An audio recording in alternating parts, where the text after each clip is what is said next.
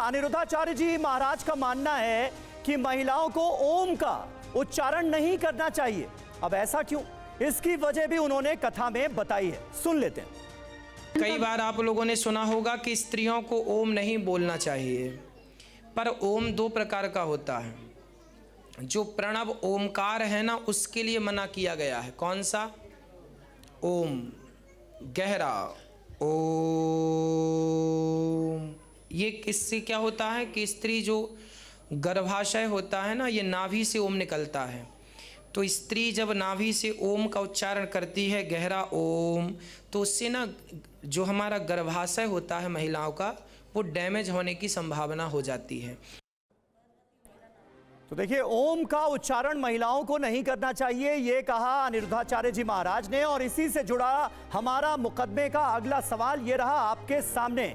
वो सवाल क्या है? क्या अनिरुद्धाचार्य जी महाराज इलाज के नाम पर भ्रम फैलाने की कोशिश कर रहे हैं? देखिए, सबसे पहले तो मैं आपको बताऊं कि मैंने ओम बोलने का मना नहीं किया। ओम तो मैं खुद मंत्र देता हूं, जैसे ओम नमः शिवाय तो सब जपती हैं, ओम नमः शिवाय में ओम है। ऐसे ओम नुकसानदायक नहीं है, सबको जपना चाहिए, हर स्त्री को जपना चाहिए। लेकिन जो प्रणव है, वो योग जो है ना, अब जैसे बहुत सारे योग हैं जो गर्भवती स्त्री को नहीं करना चाहिए, है ना, वो तो योग के माध्यम से है। कुछ आसन है, सर्वाइकल जिसको है तो ये करे ये ना करे, जिसको जो गर्भवती है तो ये करे ये ना करे, जिसको ये अस्थमा है तो ये करे ये ना करे। ऐसी है कि गर्भाशय, जैसे जब तक बच्चा नहीं होता तब तक, बच्चा होने के बाद आप फिर खूब प्रणव करिए, कोई दिक्कत नहीं। वो आपकी सेफ्टी के लिए, जो हमें पता है। देखिए, हमें जितना नॉलेज है उतना हम आपको बता देते हैं। मानना है मान लो, नहीं मानना कोई। लेकिन ये सारी जानकारी मिल कहां से रही है आप? भाई हम लोग पढ़ते हैं ना, तो पढ़ते हैं तो मिलती है जानकारी। हमने तो ये देखा है, जो प्रेग्नेंट लेडीज होती हैं वो भी मेडिटेशन के लिए जाती हैं और ओम शब्द का उच्चारण करती हैं, और कहा यह जाता है कि भाई ये उनके लिए अच्छा है।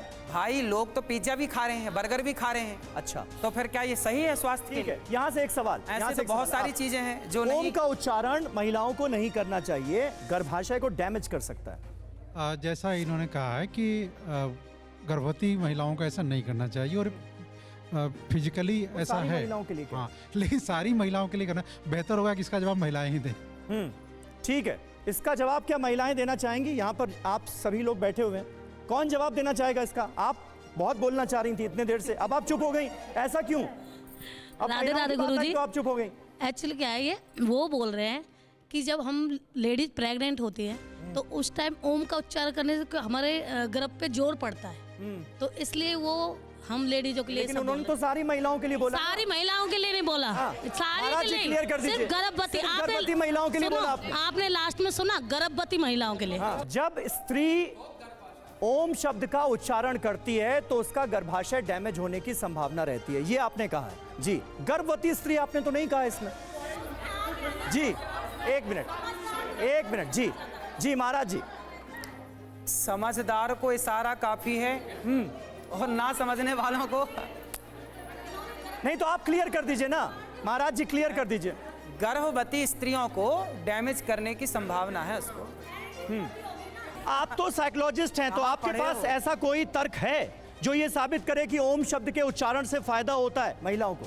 नहीं, देखिए गर्भवती महिलाओं, देखिए साइकोलॉजिकली ओम है द प्लेसिबो इफेक्ट। क्योंकि हम लोग प्लेसिबो इफेक्ट क्या होता है, जिस चीज के बारे में हमारी श्रद्धा होती है, हम जब उसको बोलते हैं तो हमें अच्छा लगता है अंदर से। लेकिन इसका क्या रेफरेंस है आपके पास? मैं ये कह रहा हूँ, आपने अभी कहा ना कि बाबा ऐसा बोलते हैं, तो उसका क्या रेफरेंस है? वो कहां से ऐसा बोल रहे हैं? तो आपके पास क्या रेफरेंस? अब आप मुझे अगर टाइम देंगे तो मैं बता देता हूँ। देखिए, प्लेसिबो इफेक्ट क्या होता है कि अब बाहर उन्होंने क्या किया कि इंडिया में भी कुछ लोग होते हैं जिनको साइकोसोमेटिक बीमारी होती है। साइकोसोमेटिक क्या होती है कि आदमी को फिजिकल कोई डिसऑर्डर नहीं है, पर उसको लगता है कि उसको डिसऑर्डर है। तो उसको साइकोलॉजिस्ट, साइकाइट्रिस्ट ने क्या किया, उन्होंने एक चीनी की वो जो क्यूब दे दिया, बोला ये दवाई है, इसको 6 दिन खाओ। उसने खाया और आदमी को लगा अब मैं ठीक हो गया हूं। तो ये साइकोलॉजिकली होता है, इसलिए इसको प्लेसिबो इफेक्ट। तो जो ओम है, अगर हिंदू है आदमी, तो औरत अगर हिंदू है, वो बचपन से ओम सुन रही है, चाहे वो डीप ब्रीदिंग ओम करे या शॉर्ट ब्रीदिंग ओम करे, उसको ओम वर्ड उसके लिए, चाहे प्रेग्नेंट हो, कोई उसको उसके अगेंस्ट कोई फॉलो आउट नहीं है। चलिए, ये जो लॉजिक है, ये लॉजिक है, कितने लोगों के समझ में आया जो अभी सर ने दिया? चलिए, कुछ लोगों को समझ में आया, कुछ लोगों को नहीं आया। थोड़ा सा आगे बढ़ते हैं, सवालात बहुत हैं। महिला और पुरुष को साथ रहना चाहिए या नहीं? अनिरुद्धाचार्य जी महाराज महिला और पुरुष के रिश्तों को लेकर नई मर्यादा रेखा भी खींच चुके हैं। जरा सुनिए। स्त्रियों को कभी भी पुरुषों के साथ नहीं रहना चाहिए और पुरुषों को कभी भी स्त्रियों के साथ नहीं रहना चाहिए। अकेले में अपनी माँ के साथ भी नहीं रहना चाहिए, अकेले में अपनी बेटी के साथ भी नहीं रहना चाहिए और अकेले में अपनी बहन के साथ भी नहीं रहना चाहिए। अकेले में, एकांत में, एक ही कमरे में, अकेले माँ के साथ। जवान बेटा अपनी माँ के साथ अकेले में ना रहे। तो सुना आपने अनिरुद्धाचार्य जी क्या कह रहे हैं और इसी से जुड़ा हमारा अगला सवाल है और यह सवाल अपने आप में बहुत इंपॉर्टेंट है। क्या अनिरुद्धाचार्य जी महाराज रिश्तों की गरिमा पर भरोसा नहीं करते?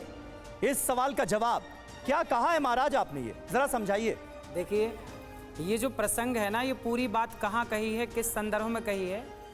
ये प्रसंग है भागवत जी के 9वें स्कंध का, ययाति जी का प्रसंग है।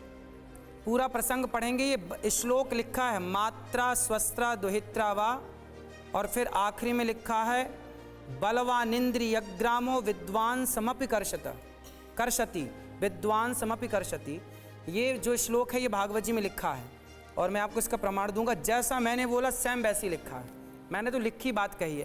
अच्छा, ये प्रसंग क्या है ये समझना पड़ेगा। जब तक आप प्रसंग नहीं समझते कि ये बात क्यों और किसके लिए कही गई, ये ययाति जी ने कही है कि इंद्रियां हमारी इतनी बलवान है, हमारी इंद्रियां इतनी बलवान हैं कि बलवान इंद्रियग्रामो विद्वान समपि कर्षति, मतलब बड़े बड़े विद्वानों का, बड़े बड़े ज्ञानियों को भी ये इंद्रियां मोहित कर लेती हैं। इसलिए अकेले में पर पुरुष के साथ अपनी माँ, जवान बेटे के साथ माँ को ना रखा जाए, ना रहे, ऐसा श्लोक में जो कहा गया वो मैंने कहा। और ये केवल इसलिए कहा गया कि इंद्रियों का भरोसा नहीं, कब किसकी इंद्री कैसे रिएक्ट करने लग जाए, इसलिए हमें अपनी सावधानी रखनी चाहिए। लेकिन एक पिता के साथ उसकी अपनी बेटी सबसे ज्यादा महफूज, सबसे ज्यादा सुरक्षित महसूस करती है। एक माँ के साथ उसका बेटा सबसे ज्यादा सुरक्षित महसूस करता है। माँ की गोद से बड़ा तो कुछ है नहीं। मैं आपको ये बोलना नहीं चाहता, अकेले में दोनों को रहना नहीं चाहिए। मैं आपको ये बात बोलना नहीं चाहता था, पर आपने मजबूर किया तो बोल रहा हूँ।